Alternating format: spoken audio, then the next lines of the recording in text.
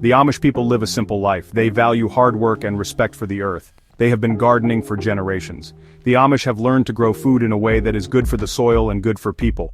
We can learn from their wisdom. We can grow healthy food in our communities. Many people want fresh, healthy food. They want to know where their food comes from. Amish gardening techniques can help.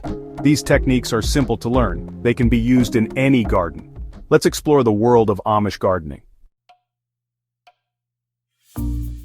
Amish farmers see themselves as partners with nature. They believe in caring for the land. This is sustainable farming. They use natural fertilizers. They avoid harmful chemicals. This keeps the soil healthy.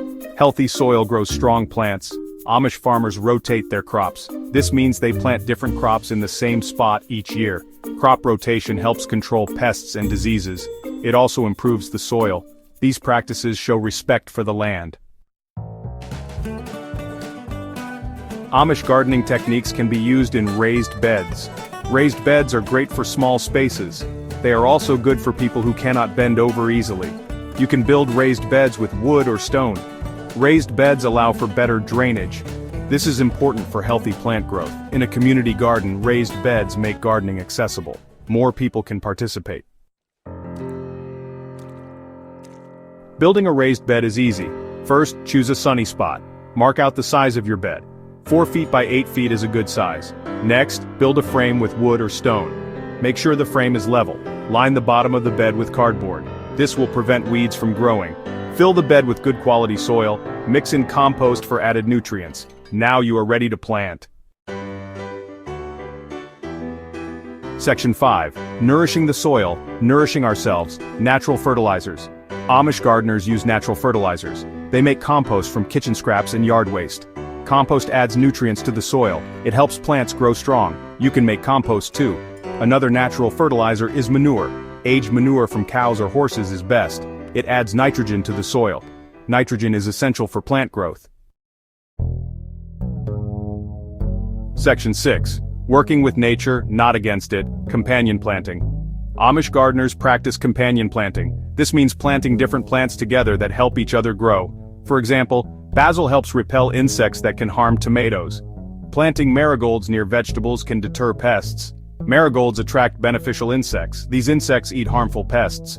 Companion planting is a natural way to protect your garden. Section 7. Sharing the harvest, sharing the joy community benefits. A community garden can bring people together. It's a place to work together and grow food. Community gardens can improve health. Fresh, organic produce is good for us.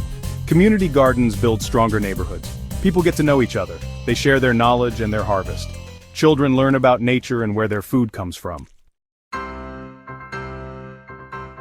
Section 8. Reaping what we sow, a healthier future.